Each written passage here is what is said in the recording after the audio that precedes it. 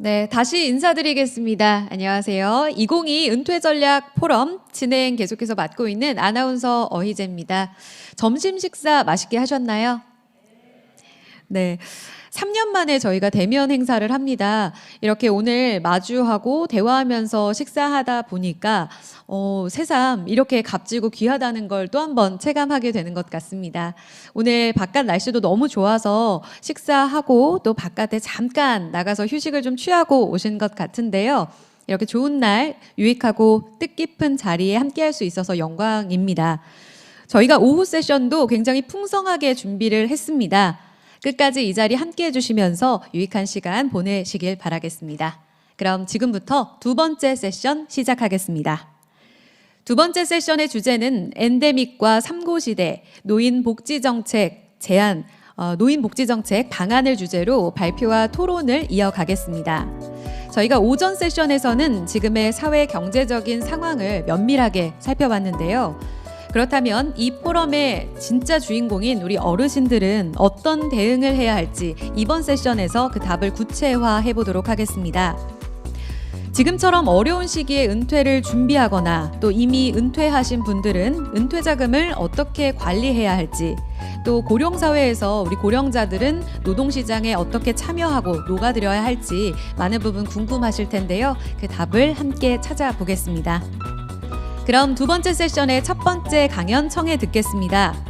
김진웅 NH투자증권 100세 시대 연구소 소장님을 모시고 엔데믹과 3고 시대 은퇴자산 관리와 금융정책 제안을 주제로 함께 강연 듣겠습니다. 두려움이 아닌 설레고 기대되는 은퇴 후 삶을 위해서는 어떤 자산 관리가 필요한지 귀 기울여서 강연 듣겠습니다. 김진웅 소장님을 큰 박수로 맞이해 주시기 바랍니다. 김진웅 소장께서는 우리투자증권 퇴직연금본부 연금계리, 삼성화재 장기 상품 개발팀 등에서 근무하며 탄탄한 노후를 위해 누구보다 오랫동안 고민해온 분입니다. 보험계리사, 금융투자 분석사, 투자권유 자문인력 등의 자격을 보유했고 금융교육 전문 강사, 시니어 금융교육 협의회 자문위원으로 활동하고 있는 노후자산관리 대표 전문가입니다.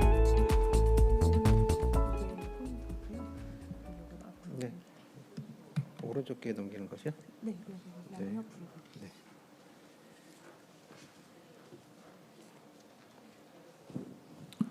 네, 안녕하십니까. 방금 소개받은 NH투자증권 100세 시대 연구소를 맡고 있는 김진웅입니다. 반갑습니다.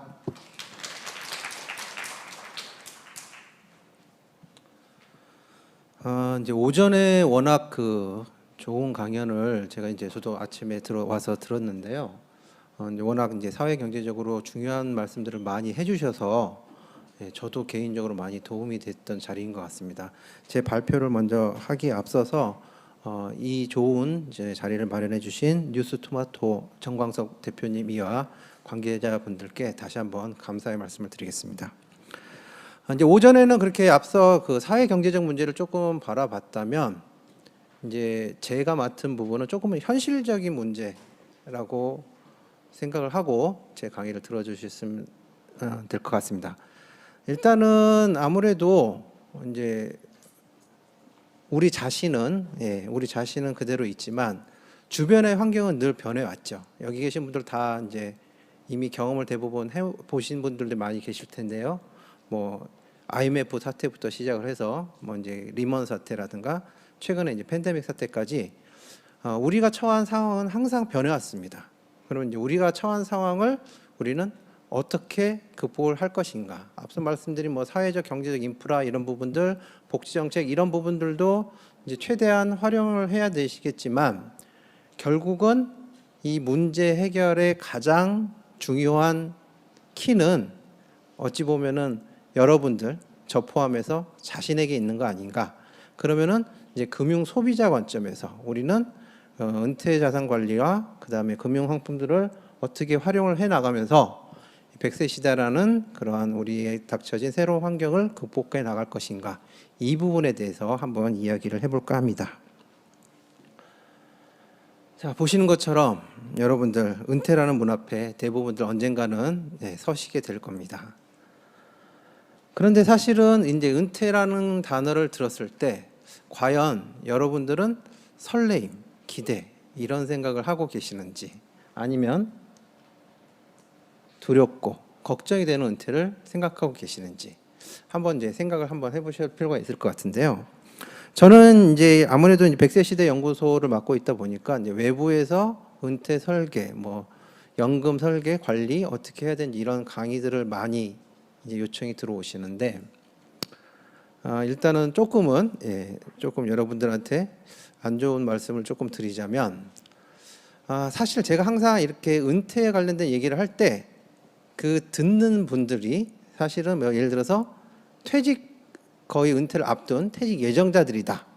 이럴 때는 저의 심정은 비교를 하자면은 수능이 내일 모레인데 고3 한 달 남겨놓고 와서 수능 어떻게 하면 잘 볼 수 있을까요? 이런 질문을 하시는 것과 마찬가지 상황과 좀 비슷하다고 할 수가 있습니다.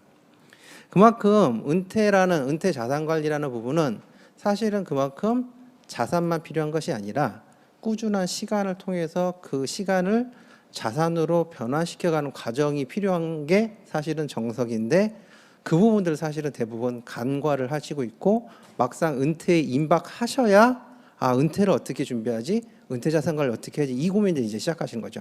어찌 보면 은퇴를 준비하고 은퇴 자산 관리를 시작해야 할 시점은 아마 여기 계신 이제 기자분들이 조금 많으실 것 같은데, 소위 사회 활동을 시작한 2030 세대부터 사실은 조금씩 신경을 쓰면 은퇴에 임박했을 때 훨씬 더 이제 전략적으로 편안한 대응이 가능한 상황이 되었을 텐데, 이제 그동안에 워낙 그 생활이나 현실의 문제에 극복하다가 바쁘게 지내시다가 이제 내일 모레 은퇴하는데 은퇴를 어떻게 해야 될까? 이 고민을 이제 하시는 순간은 사실은 어찌 보면은 조금은 타이밍적으로는 늦은 부분이 있다.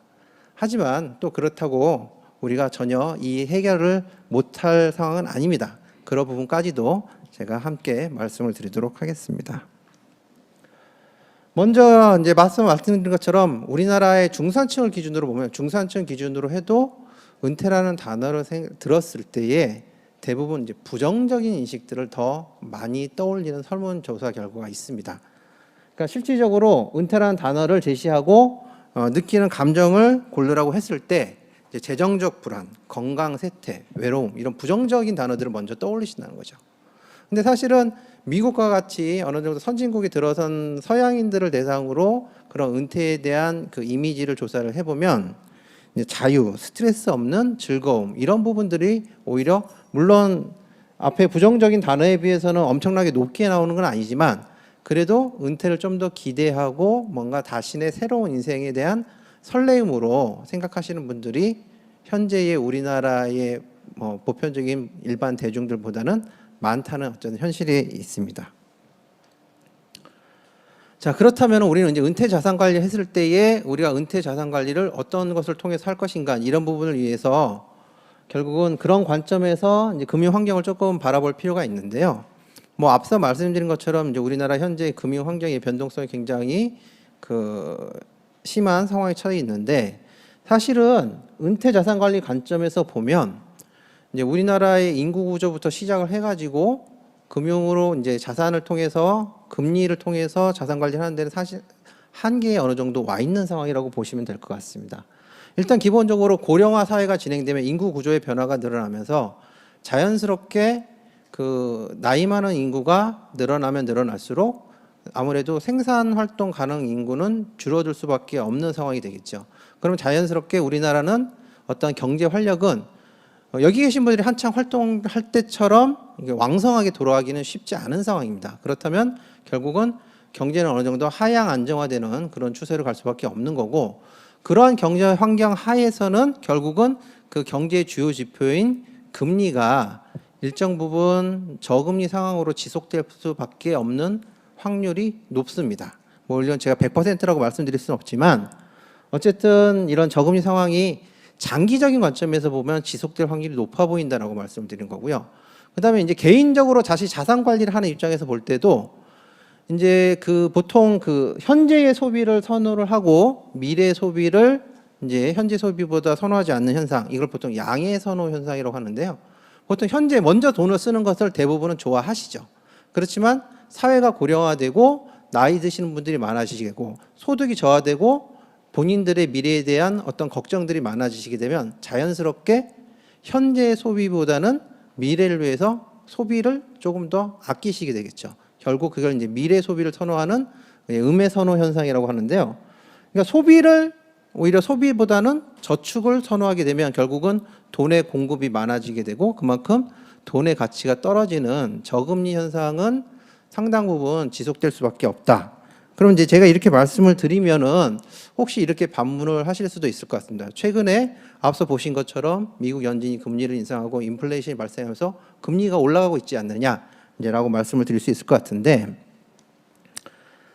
사실은 이제 최근에 금리가 오는 건 사실 맞습니다. 예, 맞습니다만 이제 최근에 금리가 한 1%대에서 기준금리가 한 3, 이제 정기예금 금리가 지금 한 3% 중반대까지는 올라왔습니다. 은행의 정기예금 금리가. 그리고 보시는 것처럼 이제 물가 상승률이 오히려 이제 정기예금 금리보다 조금 더 높게 형성이 돼 있죠. 사실은 그 빨간색과 파란색의 그래프 추이를 보면 대부분 물가 상승률은 금리보다 조금 더 아래쪽에 위치해 있습니다. 그러면 어느 정도 금리의 어떠한 그 수익을 가지고 물가 상승에 어느 정도 대응되는 자산 관리를 할 수 있다는 구조가 나오는 건데 사실은 지금 오히려 물가 상승이 조금 특이하게 빠르게 올라가면서 금리가 물가 상승 밑에 있는 그런 구조에 처해 있습니다. 그럼 실질적으로는 아직은 여전히 실질 금리는 물가 상승을 쫓아가지 못하고 있기 때문에 저금리 상황이라고 할 수도 있고 최근에 어떠한 이런 인플레이션에 따른 금리 상황이 계속 지속된다고 사실은 장담을 할 수는 없는 거죠. 그리고 이제 또 한 가지 측면을 보면 이제 자산 후 은퇴 후 현금 흐름을 이제 생각해 보셨을 때 아까 말씀드린 이제 은행 금리를 잠깐 기억을 하시면서 이 표를 보시면 될 것 같습니다.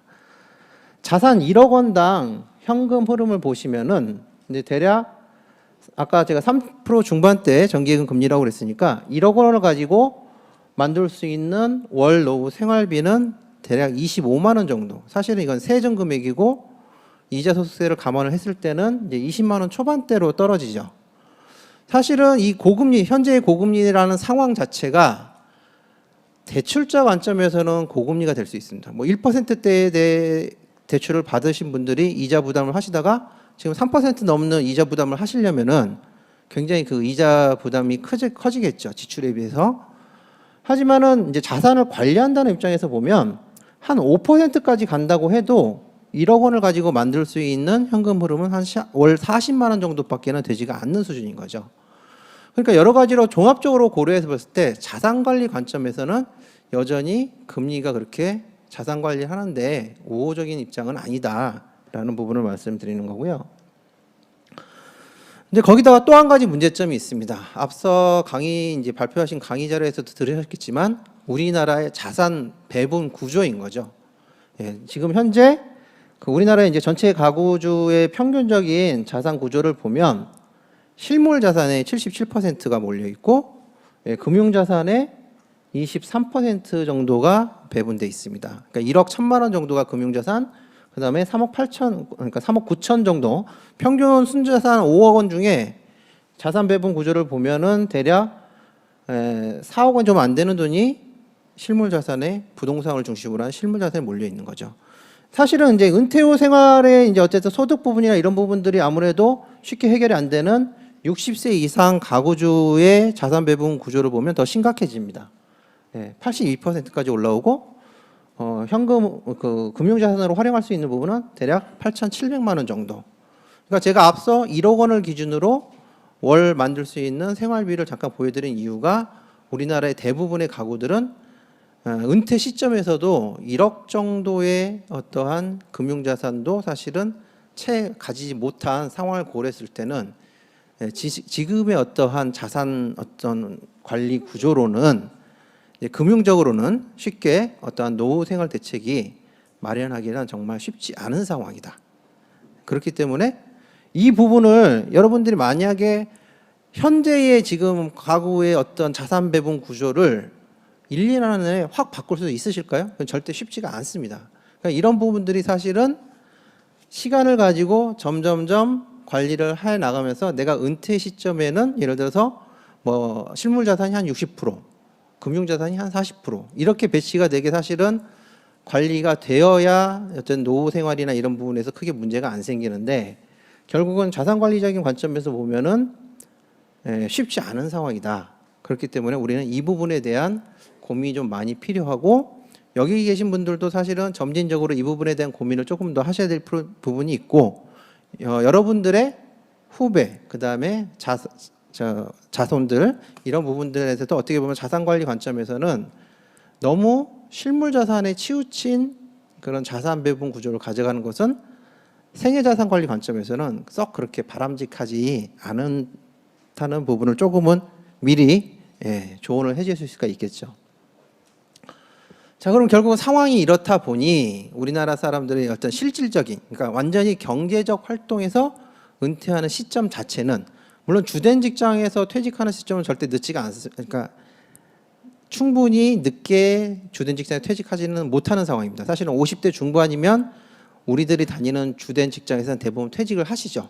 그런데 완전히 경제적 활동, 그러니까 일을 통해서 인적 소득을 통해서 소득을 만들어내는 경제적 활동에서 은퇴하는 시점을 보면 OECD 국가 중 항상 1위를 지금 몇 년째 계속 차지하고 있습니다. 그러니까 일을 한다는 관점에서 이제 노후 생활 관점에서 일을 70대까지 지속한다는 것 자체는 분명히 나쁜 것이 아닙니다. 뭐 사회적 관계라든가 건강 유지, 활동성 유지 이런 측면에서는 분명히 권장할 만한 그런 요소인데, 근데 막상 왜 은퇴 후에 일을 계속 하시냐라고 질문을 드렸을 때 생계 유지가 목적이라는 부분들이 대부분 절반 이상이 그렇게 답을 해주시는 부분들이 어떻게 보면은 내가 은퇴 후에도 계속 일을 한다고 하더라도 내가 경제적인 부담이 없이 다만 나의 어떠한 시간 관리, 그 다음에 관계 유지 이런 것에서 편안한 마음으로 일을 하는 것과 내가 이 일을 안 하면 당장에 나의 생계가 걱정이 돼. 이런 부분을 마음가짐으로 일을 한 것은 사실은 삶의 질이 굉장히 큰 차이가 있겠죠. 그러다 보니까 이런 부분들이 결국 그렇게 꼭 바람직한 상황만은 아니다.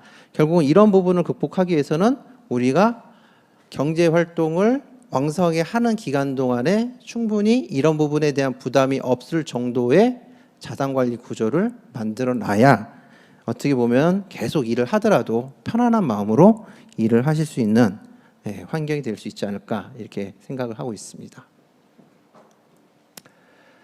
자, 그래서 결국은 이제 은퇴를 준비하는 방법에 크게 두 가지 측면이 있는데요. 결국은 내가 은퇴 후에 쓸 돈 자체, 자산이 충분하다. 그러니까 돈 자체가 아예 많으신 부자들은 솔직히 은퇴에 대한 걱정 크게 없으시잖아요. 그렇죠? 자산으로 인해서 만드는 소득이 충분하시기 때문에 결국은 그분들은 은퇴 자산의 충분성으로 은퇴의 문제를 해결하실 수가 있습니다.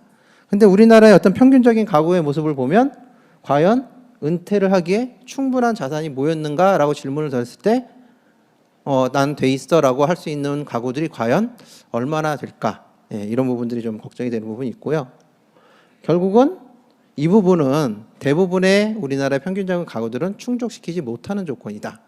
그렇다면은 은퇴 소득의 안정성, 연금을 중심으로 한 내가 은퇴한 이후에도 계속 현금으로 발생하는 구조는 과연 충분한가? 이 부분을 한번 체크해 볼 필요가 있는데요. 결국 이제 그걸 보통 연금을 포함해서 인컴이라는 표현을 많이 씁니다. 그래서 은퇴 후 인컴이 과연 나에게 정기적으로 나오는 것들이 얼마나 되는가를 가지고 판단을 해보실 수가 있겠죠. 그러니까 돈 자체가 아예 많거나 아니면 나는 국민연금, 예를 들어서 은퇴 후 인컴이 충분하신 분들, 대표적인 직장인들은 현재는 공무원들은 대부분 본인들의 생활비를 어느 정도 거의 연금으로 충족하실 수가 있기 때문에 이런 분들은 은퇴 후에 인컴이 정기적으로 나오는가를 확보를 한 셈이 되는 거죠. 하지만 이제 평균적인 모습을 봤을 때는 아직은 부족하지 않을까. 결국 아까 잠깐 홍 박사님 자료에서도 있었지만 국민연금과 최저생활비를 비교를 해보면은 최근에 이제 국민연금의 평균 수령액이 이제 최저생계비 수준까지는 올라왔습니다. 네, 그래서 일단은 최저생계비 수준은 그래도 우리나라의 대부분의 국민들이 국민연금을 통해서 확보를 할 수 있겠구나. 이 부분은 조금은 어떻게 보면 이제 부족할 수도 있겠죠. 국민연금밖에 없다면 부족한 부분이겠지만 그래도 국민연금으로 최저생계비를 어느 정도 충당할 수 있다면 이것도 결코 나쁘지는 않다.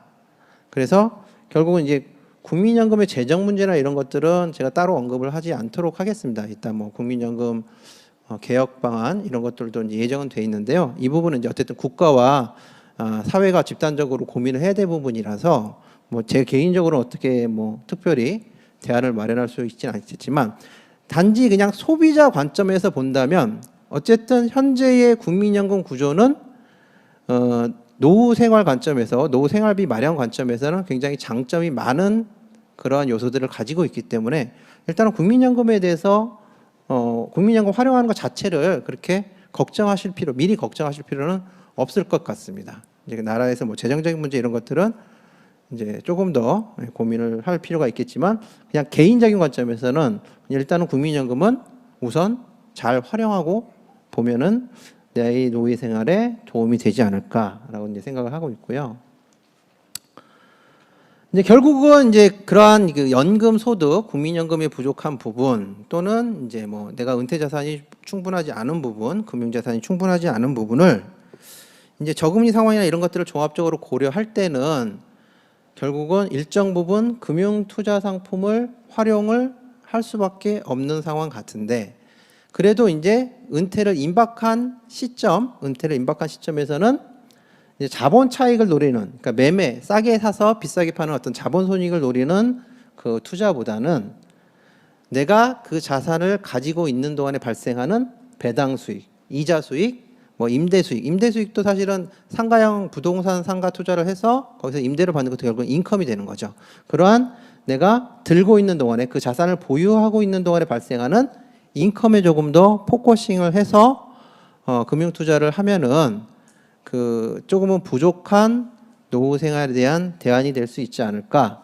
이제 이런 인컴 투자 같은 경우에는 일단은 대부분의 인컴 투자가 기존의 어떤 과거의 그런 인컴의 배당 성향, 뭐 발생되는 이자 이런 것들이 우리가 데이터를 통해서 미리 한번 확인을 해볼 수가 있습니다. 뭐 100%까지는 보장이 되지는 않지만 그래도 대부분은 어느 정도 비슷한 성향을 유지를 하는 그런 장점이 있습니다. 그러면은 일단은 노후자산 관리 관점에서 예측하기가 쉽겠죠. 대표적인 게 이제 뭐 주식 같은 경우는 배당주들이 있는데, 주로 배당을 많이 하는 주식들은 회사가 내는 이익의 일정 부분을 항상 어느 정도 배당을 하는 성향들이 있습니다. 그 회사가 예를 들어서 작년과 비슷한 어떠한 이익 추이를 가지고 가고 있다라고 판단이 되면은 사실은 이제 결산을 한 다음에 그 금액과 비슷한 해당되는 배당금을 지급할 확률이 높아지는 거죠. 그러면 이제 투자자 관점에서는 내가 이 회사의 현재의 주식을 보유하고 있었을 때 10,000원의 주식을 샀는데 예를 들어서 예상되는 배당금이 500원이다. 그러면 약간 5%의 배당 수익률을 볼 수 있는 투자가 가능하다는 거죠. 그러니까 이런 것들을 활용을 하면은 앞서 말씀드린 그런 저금리 상황을 조금은 더 극복할 수 있는 자산 관리가 되지 않을까라고 말씀을 드릴 수가 있겠고요. 결국은 이런 부분들이 예측 가능성이 높다는 건 그만큼 투자로서의 상대적으로 낮은 변동성을 가지고 있고, 내가 보유하는 기간 동안에 어떤 배당 수익을 목적으로 투자를 하고 있다면 결국은 들고 있는 동안에 본인이 투자한 가격보다 또 오를 때들도 분명히 있을 거거든요. 그럼 그때 내가 투자한 가격보다 충분히 초과 수익이 났다고 생각했을 때 이익 실현을 좀 다시 했다가 조금 더 저평가됐을 때 다시 들어가는 전략, 이런 부분들을 잘 활용을 하면 배당도 받으시면서 일정 부분 자본 수익도 얻을 수 있는 그러한 어떤 일거양득의 투자가 되지 않을까. 그 다음에 뭐 이자 같은 경우에도 마찬가지입니다. 이자 같은 경우에도 대부분 채권이나 이런 것들은 금리가 정해져 있잖아요. 그러니까 이런 것들은 다 예측 가능성이 높은 그러한 자산 관리가 되기 때문에 이런 이제 은퇴를 임박하신 분들은 자본 손익보다는 인컴 투자에 포커싱을 해서 투자를 하시는 게 더 좋지 않을까, 이렇게 생각을 하고 있습니다. 오전에 이제 강의 자료를 보신 분들은 기억을 하시겠지만 그 홍 박사님 자료에 보면은 하위 계층의 자산 배분이 대부분 안전 자산에 몰려 있다는 거 데이터로 확인을 하실 수 있었을 거고, 여러분들 상위 1% 이상에서의 이러한 투자 상품의 활용 비율이 굉장히 높았죠. 근데 이제 그 자료에서 사실은 드러나지 않은 이면에 숨겨진 사실은 비하인드 어떤 스토리가 있습니다. 여러분들 만약에 자산 관리, 투자를 포함해서 자산 관리를 한다고 가정을 했을 때 자산 관리가 돈이 많기 때문에 소위 말해서 부자이기 때문에 자산 관리를 하는 걸까? 아니면 그 사람들이 자산 관리를 꾸준히 해서 부자가 된 걸까? 이 부분을 한번 고민해 보실 필요가 있는 건데요. 사실은 자산 관리가 돈이 많기 때문에 사실 그분들이 투자 상품을 활용하는 기보다는 투자 상품을 활용했기 때문에 그 상위의 부자가 됐을 확률이 더 높다는 거죠. 제가 이렇게 말씀드릴 수 있는 이유 중에 하나가 저희가 이제 주기적으로 설문조사를 할 때 물어보는 것 중에 하나가 자산 관리를 하고 있다, 안 하고 있다는 그룹을 그 설문조사를 해서 그분들의 자산 소득, 그 다음에 뭐 부채 여러 가지 현황들을 파악을 해봅니다. 그러면 보통 이제 돈이 많은 사람들이 자산 관리를 할 거라는 우리 선입관들이 있잖아요. 근데 사실은 그 부분을 배제하기 위해서 저희가 소득 구간별로, 학력별로, 연령대별로 다 쪼개서 한번 봤어요. 동일한 그룹핑을 했을 때에 자산 관리를 하고 있는 그룹들의 자산 관리 현황이 한층 더 나았습니다. 그러니까 비슷한 조건이라면 자산 관리를 하고 있다는 그룹이 순자산도 더 많고 저축도 더 많이 하고 있고 부채 비율도 더 낮고 이러한 종합적으로 더 양호한 그러한 재정 현황을 가지고 있었던 거죠.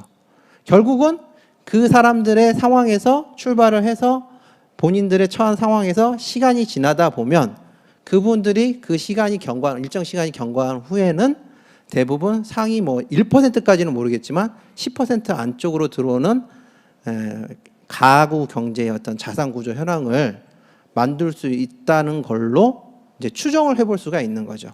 그렇기 때문에 사실은 이런 투자를 포함해서 자산 관리를 하고 있다는 인식 자체, 그리고 이거를 한다는 그런 그 마인드, 마음가짐이 사실은 우리의 어떠한 처해진 경제적인 환경 이런 것보다 사실 더 우선하고 있는 게 아닌가, 저는 개인적으로 좀 그렇게 생각을 하고 있습니다.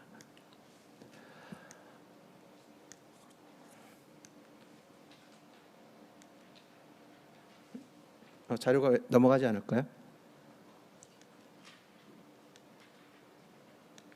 네. 그래서 이어서 이제 이렇게 배당 형식으로 말씀을 드리면은 결국은 이제 잠깐 아까 말씀드렸지만 대표적인 게 이제 배당주.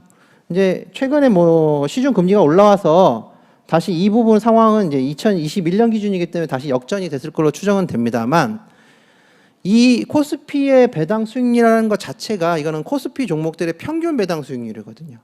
그럼 사실은 이미 배당을 해주는 주식들을 찾아보시면 시중금리보다 더 많은 그 배당률을, 그러니까 시가 배당률을 해주는 기업들이 꽤 많습니다. 그러니까 개인 관점에서는 그 기업들을 충분히 활용하도 남을 만큼 사실은 시장이 형성이 되어 있는 거죠. 아직도 더 많은 분들이 아마 배당주 투자를 선호하면 이런 부분에 조금 영향을 받을 수 있을지는 모르겠지만, 어쨌든 아직은 개인 관점에서 배당주 투자로 활용할 만한 대상들은 충분히 많이 있다라는 부분들을 말씀드리기 위해서 정리한 자료입니다. 그 다음에 이제 채권 같은 경우에도 중요한 인컴 투자 중에 하나인데요.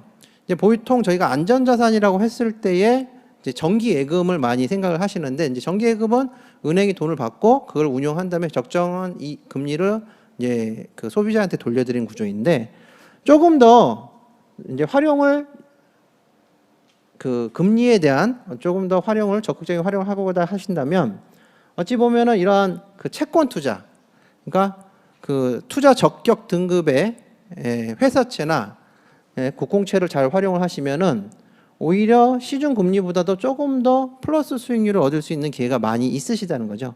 그러니까 파란색 같은 경우에는 그 투자 적격의 제일 하단 정도인 그 AA- 등급의 3년 그 금리인데요.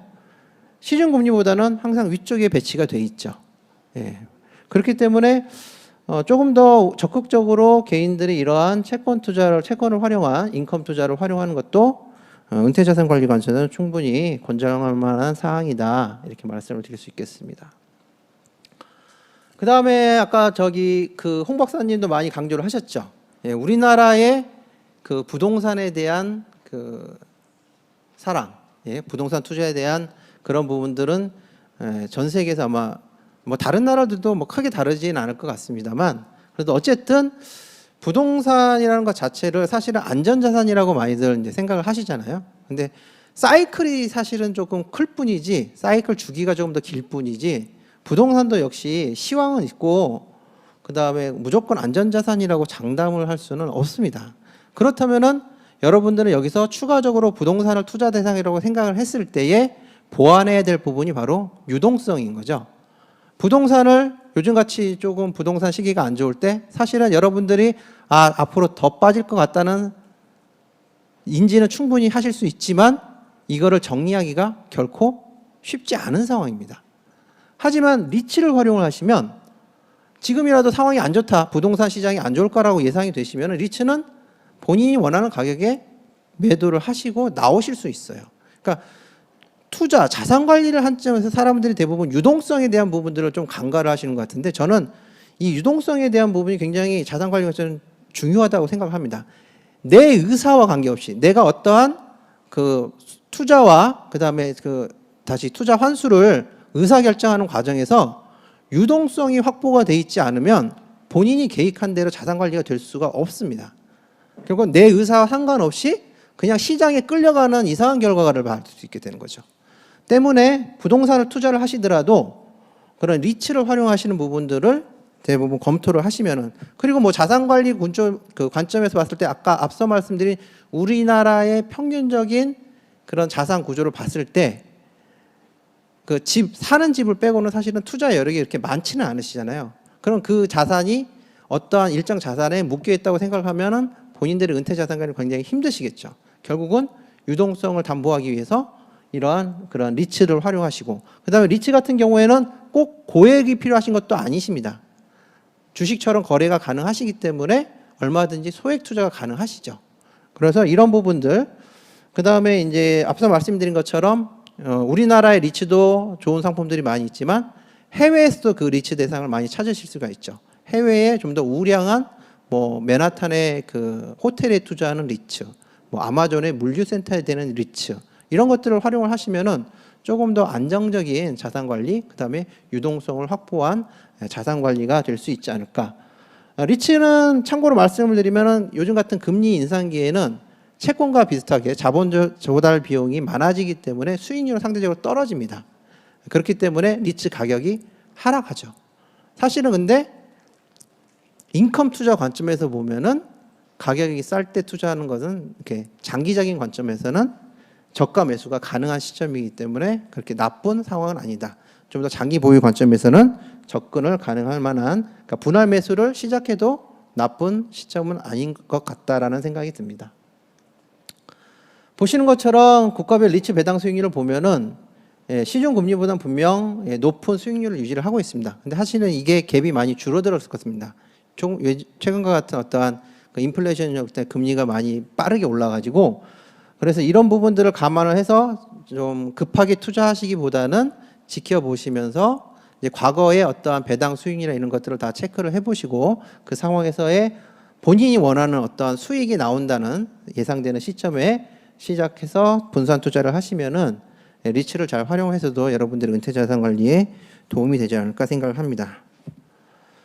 자, 그래서 이렇게 쭉 이제 은퇴 자산 관리 관점에서 제가 이제 소비자 관점에서 제 생각을 이제 공유를 해드린 건데요.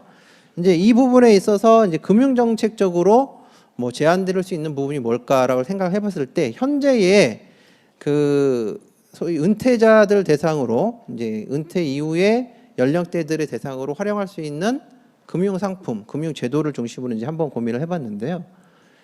올해까지는 현재 비과세 종합저축이 살아 있습니다. 이제 뭐 나이가 되시는 분들, 가입 대상이 되시는 분들은 아마 대부분 다 활용하고 계실 걸로 예상이 되고, 근데 사실은 이게 이제 1인당 가입 한도가 5천만 원, 그 다음에 올해까지 가입 종료가 예상이 돼 있긴 한데 현재 뭐 제가 지금 국회의원 성함이 기억은 안 나는데 어떤 분이 이제 연장을 다시 법안으로 올려놓으셨더라고요. 그래서 연장을 될 확률이 높아 보이긴 합니다. 하지만 이제 가입 한도 측면에서는 아까 시중금리, 그러니까 자산관리 관점에서는 금리가 이렇게 높은 수준이 아니잖아요. 그러면 5천만 원 한도를 가지고는 충분한 은퇴 후 현금으로 만들기에는 좀 부족하지 않은가 해서 이런 부분들을 좀 확대하는 방향으로 제도가 개선될 필요가 있을 거라서 제안을 해봤고요.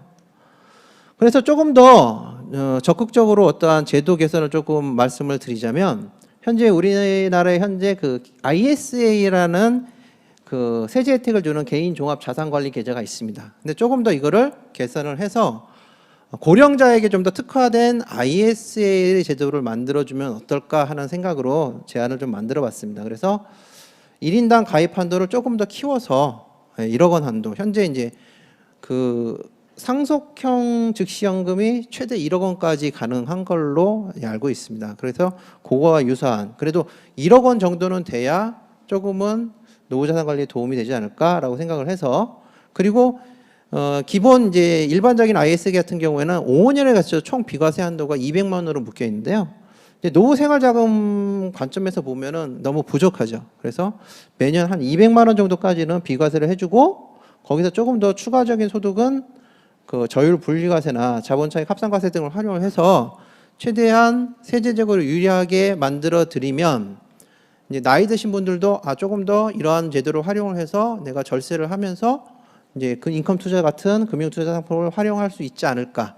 그리고 또 한 가지 이제 IS 같은 경우에는 매년 2천만 원씩 5년간 분할 납부를 해야 되는데, 이제 그 은퇴 임박하신 분들은 시간이 없으시잖아요. 그래서 즉시연금처럼 일시납이 가능하도록 만들어주면 일단은 이러한 인컴 소득에 대한 비과세 및 분리과세 혜택 증대를 통해서 이제 아무래도 나이 드신 분들이 조금 더 금융투자 상품을 활용할 수 있는 환경을 만들어주는 게 좋지 않을까.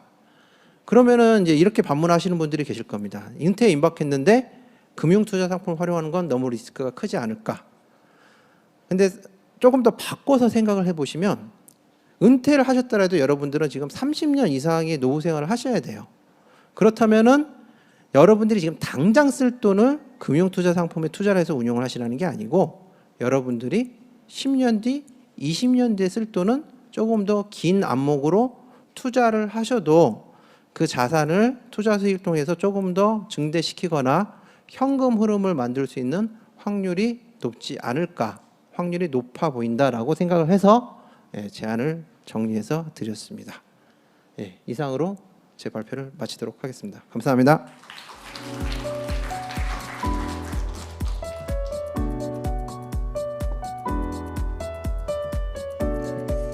네, 평균 연령이 높아지면서 은퇴 후의 삶도 굉장히 길어졌습니다. 이에 대해서 대비가 무엇보다 중요한데 그 답을 알려주는 곳은 막상 없죠. 김진웅 소장님은 은퇴를 대비하는 그 기준을 특정 자산 규모가 아니라 은퇴 후 꾸준히 이 소득이 발생하는 방법을 확보했는가에 달렸다라는 이야기를 강조해 주셨습니다. 인컴을 통한 현금 흐름으로 은퇴 후 용돈이 될 수 있는 이 자산을 찾는 일, 향후 노인 일자리의 질적인 개선 측면에서도 매우 중요하다라는 부분이 와닿습니다. 네, 김진웅 소장님 다시 한번 귀한 강연 감사드립니다.